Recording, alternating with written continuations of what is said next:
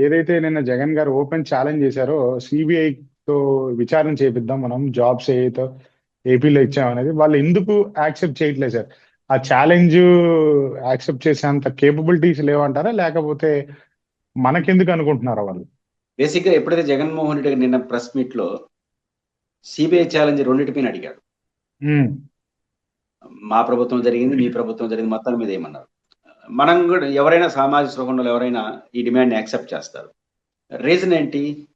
ప్రభుత్వం విచారించే పద్ధతి పారదర్శకంగా ఉండాలి. మీకు జగన్మోహన్ రెడ్డి గారి పరిపాలనలో నియామకాలు జరిగిన, పరీక్ష జరిగిన గ్రూప్ 1 పరీక్షల తీరుపైన తెలుగుదేశం పార్టీకి, కూటమి పార్టీలకు అనుమానం ఉంది. మీ ప్రభుత్వం మీద వచ్చింది, వెంటనే సిట్ వేసేశారు. అనుమానాలతో సిట్ వేశారు అంతే తప్ప ఆధారాలతో కాదు కదా. ఏదో జరిగిందని అనుమానంతో సిట్ వేసినారు. మరి ఇప్పుడు ఇదే ప్రభుత్వం పైన వైఎస్ జగన్మోహన్ రెడ్డి గారు కొన్ని ఆధారాలతో విచారణకు డిమాండ్ చేస్తున్నాడు డిఎస్సి పైన. మరి దీనిపైన విచారించాలి కదా.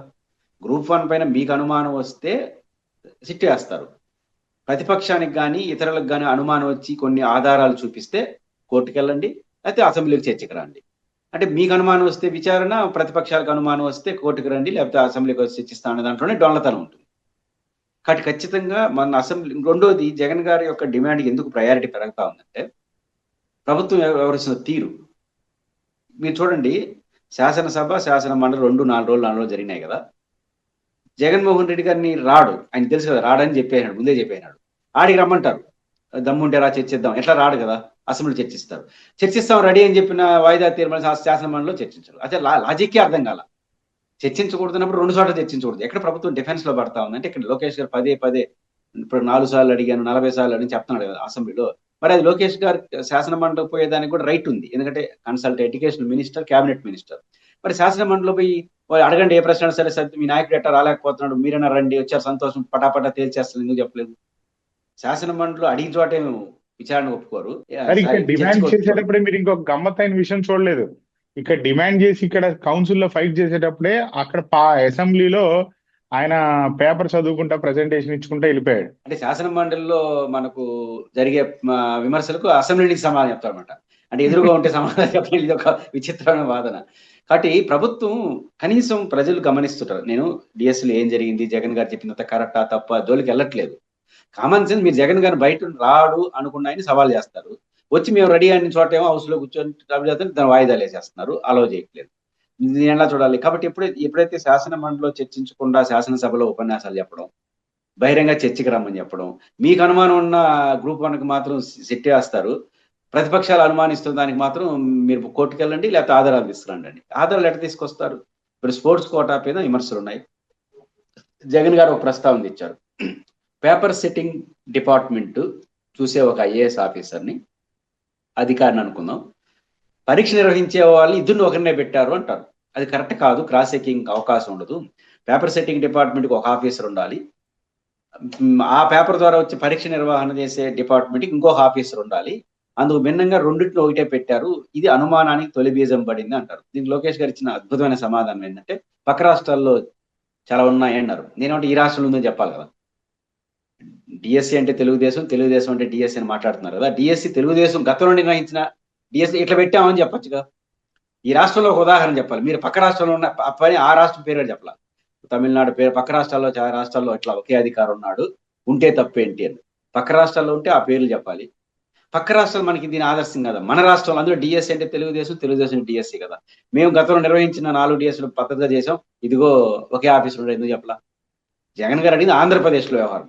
అట్లా కొన్ని చాలా విషయాల ప్రభుత్వం ల్యాబ్స్ ని చూస్తాం మనం. అందుకని ఖచ్చితంగా జగన్మోహన్ రెడ్డి గారు ఈ ఏదైతే సిబిఐ డిమాండ్ చేశారో అది చాలా న్యాయమైంది. ఎందుకంటే ఇప్పుడు మనలాంటి వాడు ఏం చెప్తాం, మీ మీద వాళ్ళకి నమ్మకం లేదు, వాళ్ళ మీద మీకు నమ్మకం లేదు, పై రెండు ఆరోపణల పైన సిబిఐకి చేయని వాళ్ళు తేల్చేస్తారు అనే డిమాండ్ చాలా న్యాయంగా కనిపిస్తుంది ఇప్పుడు. కాబట్టి ప్రభుత్వం సమాధానం చెప్పే విషయంలో చూస్తున్నటువంటి డొల్లతనం, విమర్శలు, ప్రతి దాడి, ఇవన్నీ రోజు రోజుకి సంబంధం లేని టీచర్లను తీసుకొచ్చి ఈదుల్లో ఆందోళన చేయడం. జగన్మోహన్ రెడ్డి గారు డిఎస్సిని రద్దు చేసేసి కొత్త డిఎస్సి పెట్టమంటే వాళ్ళు బాధపడాలి. ఆయన కోరుతుందంతా డిఎస్సి పైన. ఆడ వచ్చే డిఎస్సి వాళ్ళు కాదు కదా, ఇన్ని వేల మంది ఎట్టొస్తారు వీధుల్లోకి. కాబట్టి ఇవన్నీ చూసినప్పుడు ప్రభుత్వం ఎంచుకున్న మార్గం సమస్యను పరిష్కరించడం లేదా ప్రజల అనుమానాలు తీర్చే విధంగా కాకుండా ప్రజలకు ఏమో జరిగిందేమో అనే అనుమానాలు పెంచే విధంగా దారితీస్తోంది. అందువల్ల జగన్మోహన్ రెడ్డి గారి ప్రెస్ కాన్ఫరెన్స్ ప్రాధాన్యత ఇచ్చి ఆయన డిమాండ్ కూడా ప్రజల నుంచి యాక్సెప్టెన్స్ వస్తుంది. సరే, ఇక ఫైనల్ గా ఇవాళ మోస్ట్ ఎప్పుడు జరగంది ఈసారి జరుగుతుందని మీరు భావిస్తున్నట్టే అనుకోవాలి ఇక. ఎందుకంటే నోటిఫికేషన్ వచ్చింది కాబట్టి. Municipal elections, local body elections ఎప్పుడు కూడా చంద్రబాబు నాయుడు గారు వాటికి ఇష్టపడరు. కానీ ఈసారి ఫైనల్ గా నోటిఫికేషన్ కూడా వచ్చింది. ఇక నోటిఫికేషన్ రాగానే నాకు అర్థమైంది ఏంటంటే, ఇప్పుడు జనసేన, టీడీపీ, బీజేపీ ఏదైతే కూటమి ఉందో అవన్నీ కలిసి పోటీ చేసే అవకాశం ఎంతవరకు కనిపిస్తుంది సార్ మీకు? లేదా విడివిడిగా పోటీ చేస్తారా? రెండు. ఒకటి, చైతన్య గారు బేసిక్ గా ఇప్పుడు నోటిఫికేషన్ వేసినా ఇప్పటికీ అనుమానాలు ఉన్నాయి. ఎందుకని? చంద్రబాబు గారు నోటిఫికేషన్ రిలీజ్ చేసి ఒక మాట అన్నారు, దీనిపైన 34% బీసీలకు రిజర్వేషన్ ఏదైతే ఇచ్చారో అది అబౌవ్ 50% దాటుతుంది, అది కాన్స్టిట్యూషన్ సమస్య వస్తుంది, ఎవరైనా కోర్టుకి వెళ్తే వారు చరిత్రహీనులుగా మిగిలిపోతారు అన్నాడు.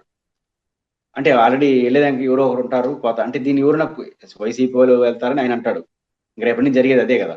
ఎవరు కోర్టుకి వెళ్ళినా కోర్టు దీంట్లో స్టే ఇస్తే వైసీపీ వాళ్ళు ఎన్నికలు ఎదుర్కోలేకుండా పోయినాడు, లేదా బీసీలకు ఇష్టం లేదని వాళ్ళు అంటారు, వీళ్ళు అదే అంటారు.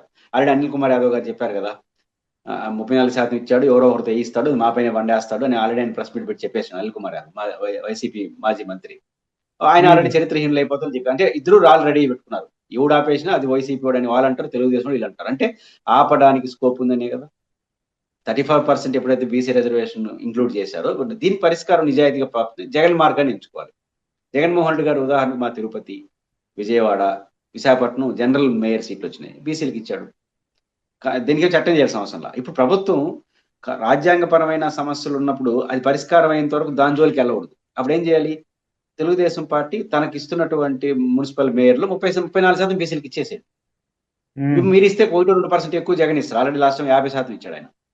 కానీ అక్కడ మీ దీన్ని ఏ రాజ్యాంగం అభ్యంతరం చెప్పదు.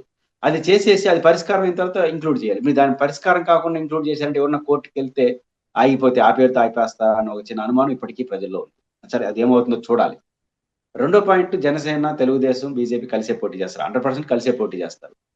కాకపోతే కలిసి లోకల్లో కొట్లాడుకుంటారు. ఈ జగన్మోహన్ రెడ్డి గారిని మీరు గమనించండి, గత రోజు నుంచి ఏ పార్టీ నాకు నేమ్ కొడతాడు, ఈసారి మనం మాక్సిమం సీట్లు గెలిచి రావాలి, ఎవరు ఎక్కువ సీట్లు గెలిస్తే వాళ్ళంత మంచి మార్కులు ఇస్తానని జగన్మోహన్ రెడ్డి అనట్లా. ఒక్క చోట కూడా ఇనానిమస్ కాకుండా ఎలక్షన్ జరగాలంటున్నాడు. దీంట్లో పెద్ద లాజిక్ ఉంది. 2 లాజిక్లు ఉన్నాయి. ఒకటి, ఇంతకాలం పాటు మనం చేసిన పోరాటానికి ప్రజలు ఎట్లా స్పందిస్తారు? ఓటింగ్ జరిగితేనే కదా స్పందించేది, ఇనానిమస్ అయితే స్పందించరు. కాబట్టి మన పోరాటాలు ప్రజల మనోభావాలు ఎంత రిఫ్లెక్ట్ చేస్తాను టెస్టింగ్ ఉపయోగపడుతుంది. వ్యూహం ఏంటంటే జనసేన, బీజేపీ, తెలుగుదేశం మీద కొట్లాట వస్తుంది. మేయర్, చైర్మన్ల వరకు పైనుంచి ఏదో చెప్పేస్తారు. ఇంకా వాళ్ళు ఏం చేయలేదు, దానిపైన నేను ఇండిపెండెంట్ పోటీ చేస్తే సస్పెండ్ చేసి పారేస్తారు. వార్డుల్లో, కౌన్సిల్లో ఏం చేస్తారు? ఈ చేతులు వింటారా? బయట టాక్ ఉంది కదా సార్, సపరేట్ పోటీ చేస్తారని అనుకుంటా ఉన్నారు కదా. ఆ క్వశ్చన్ లేదు. సపరేట్ గా పోటీ చేయడం అంటే విడిపోవడమే. ఆ సాహసం చేయరు. ఇప్పుడు అసలు చేయరు. ఎందుకంటే జగన్ ఎందుకు వాళ్ళు వైట్ అయినారు? పవన్ కళ్యాణ్ గారు, చంద్రబాబు గారు జగన్ చూసి భయపడే కదా. జగన్ ఒంటరిగా కొట్టలేమని భయపడినారు. 24లో అంత భారీ ఓటమైనప్పుడే కలిసి ఉన్నప్పుడు ఇప్పుడు ఆయన ఇంకా పికప్ అయినాడు. ఈ 2 ఏళ్ళలో జగన్ ఎంత బలపడితే వాళ్ళంతా కలిసి ఉంటారు. Simple logic. జగన్మోహన్ రెడ్డి గారు బలపడుతుంటారు తప్ప బలహీనపడట్లా. కాబట్టి ఇంకోళ్ళు ఎట్లా విడిపోతారు? వాళ్ళు కలవడానికి జగన్ కారణం, విడిపోవడానికి జగన్ కారణం అవుతాడు. కాబట్టి జగన్ వాళ్ళ కారణం అయితే కొట్టుకొని ఏదో విడిపోతారు, జగన్ కారణంతో కలిసి ఉన్నారు కదా. కాబట్టి అంత సులభంగా విడిపోరు. నేను అనుకుంటుంది తగాదా వస్తుంది. ఇప్పుడు మేయర్లు, చైర్మన్లు, జడ్పీ చైర్మన్లు, లేకపోతే ఎమ్మెల్యేలు అన్నప్పుడు వాళ్ళ చేతిలో ఉంటారు నాయకులు. మాట వినకపోతే సస్పెండ్ చేస్తూ ఉంటారు. వార్డు కార్పొరేటర్లు, వార్డు కౌన్సిలర్ ఇప్పుడు మాట వింటాడు, 100లో ఉంటారు. ఒక వార్డు ఉంటుంది, 2-3 వీధులు ఉంటాయి. ఆడ జనసేన వాళ్ళు బలం ఉంటుంది, తెలుగుదేశం సీట్ ఇవ్వదు. ఆడ జనసేన వాడు ఏం చేస్తాడు? అయితే రవిల అభ్యర్థిగా వేస్తాడు, లేకపోతే ప్రత్యర్థికి సహకరిస్తాడు, లేకపోతే ఇండిపెండెంట్గా ఎవరైనా వేసి వేస్తాడు. కాబట్టి ఇది ఎప్పుడు బయటపడుతుంది? ఇనానమస్సులు జరగకపోతే బయటపడుతుంది. ఇది జగన్మోహన్ రెడ్డి గారి లాజిక్. ఇనానమస్ అయిపోయింది అనుకో, కొట్టుకున్న వాళ్ళు ఇంట్లో కొట్టుకుంటారు తప్ప ప్రపంచానికి తెలియదు. కాబట్టి అన్ని చోట్ల ఎలక్షన్ జరిగితే కూటమి యొక్క బలహీనతలన్నీ బయటపడతాయి. ఇది జగన్ గారి వ్యూహం. అందువల్లనే ఒక్క ఇనానమస్ అయినా గెలవపోతే ఒప్పుకోనాలి. ఆయన ఇనానమస్ అయితే నువ్వే బాధ్యుడు, నియోజకవర్గ ఇన్ఛార్జీలకి నెమ్మడి మీద కత్తి పెట్టాడు, నేనేం డైరెక్ట్ గా మానిటరింగ్ చేస్తాను, మీ పని ఏంటంటే గెలవడం కాదు, ఒక్కటి కూడా ఇనానమస్ కాకుండా చూసుకోవాలి. ఎలక్షన్ జరగాలి. ఎలక్షన్ జరిగితే పీపుల్ వాయిస్ రిఫ్లెక్ట్ అవుతుంది. అసలు సిసలైనటువంటి రాజకీయ రచ్చ కూటమి నుంచి బయటపడుతుంది. అంటే గతంలో వైసీపీ కూడా యునానిమస్ గా చేసింది కదా, అట్లాంటి పోలీసు వాళ్ళు ఏమన్నా పెట్టి భయపెట్టి వైసీపీ వాళ్ళని ఏమన్నా చేసే అవకాశం ఉందా సార్? ఇనానమస్ గతంలో వైసీపీ చేసిన దాంట్లో 2-3 అంశాలు చూడాలి. కేవలం తెలుగుదేశం పార్టీ చెప్పినట్టు అన్ని దౌర్జన్యమే అని అనలేం. ఒకటి, కొన్ని mall practice YSR Congress party నుంచి కూడా జరిగాయి. దాన్ని ఎవరు కాదనలేరు. కానీ ఇనానమస్ అయిన ప్రతిదీ అది కాదు. ఇప్పుడు ఎందుకంటే పోటీ చేయడానికి తెలుగుదేశం ప్రొటెస్ట్ చేయడంలో 4-5 నియోజకవర్గాల పేర్లే చెప్తారు. అన్ని పేర్లు చెప్పరు. అన్ని చోట్ల జరిగింది ఇనానమస్. మా జిల్లాకు వస్తే పుంగనూరు అంటారు, రేణిగుంట అంటారు, 2-3 చెప్తారు. 14 నియోజకవర్గాలు ఉన్నాయి. అన్ని చోట్ల ఇనానమస్ అయినాయి కదా. కాబట్టి పాయింట్ ఏంటంటే వైఎస్ఆర్ కాంగ్రెస్ పార్టీ అధికారాన్ని అడ్డం చేసుకొని చేసిందనే విమర్శ ఉన్నా అదొక్కటే ఇనానమస్ కారణంగా తెలుగుదేశం కూడా కొంత బలహీనంగా అప్రోచ్ అయింది. అంటే ఉదాహరణ కొన్ని చోట్ల ఆలగడ్డ లాంటి చోట్ల అఖిలప్రియ గారు లాంటి వాళ్ళు ఎన్నికలు బహిష్కరించారు. మీకు గుర్తుంటే జెడ్పీటీసీ ఎంపీటీసీ బహిష్కరించారు. అఖిలప్రియ గారు నేను బహిష్కరించితే మాకు ఇబ్బందిగా ఉందని చెప్పింది. ఎందుకంటే ఆమె ఎదుర్కోవడానికి సిద్ధపడింది. అంటే చాలా చోట్ల బహిష్కరించడం లేకపోతే వెనక్కిపోవడం రాజకీయంగా దాడి అద్భుతంగా చేసింది తెలుగుదేశం పార్టీ. జగన్ గారు అది వద్దంటున్నాడు.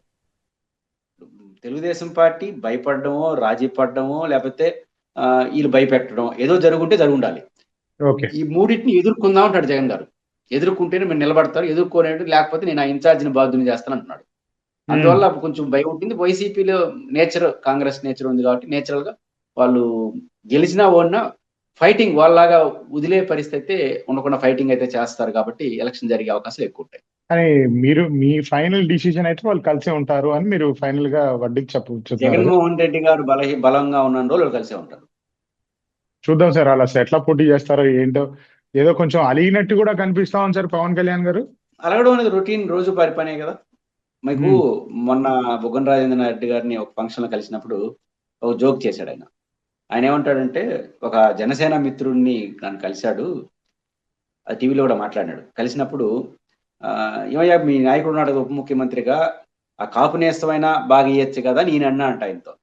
వెళ్ళేవాళ్ళు సార్ కాపు నేస్తం మొత్తం జగనే పవన్ కళ్యాణ్ తీసుకుంటున్నాడు కదా అని అంట ఆయన. అర్థమైందా జోకు? మొత్తం కాపు నేస్తానంట పవన్ కళ్యాణ్ తీసుకుంటున్నాడు, లేదండి మీరు ఎట్ట అంటారని ఆయన ఇంత జోక్ చేశాడంట. అటు వాళ్ళిద్దరు జోక్ చేసుకుని చెప్పాడు. ఇక్కడ పవన్ కళ్యాణ్ అలగడం అనేది నిత్యం జరుగుతుంది, నిత్యం కలిసి ఉంటారు. అలగడం, కలసడం, అలగడం. ఎందుకంటే వాళ్ళిద్దరికి భయాలు వాళ్ళిద్దరు కారణం వచ్చుంటే మన ఇద్దరు ఒకరికొకరు లాభపడదాం అనుకుంటే వాళ్ళు విడిపోతారు. ఆయన చూసి భయపడి పొత్తు పెట్టుకున్నప్పుడు ఆయన బలంగా పెరిగేసరికి వీళ్ళు ఆ భయం అనేది కలుపుతోంది. వీళ్ళు కలిపింది భయం, మనం కలిసి ఏదో చేద్దామని కదా. ఆ భయం ఉంది కదా, పెరుగుతోంది కదా ఇంకా. కాబట్టి నాకు తెలిసి విడిపోతారని నేను అనుకోను.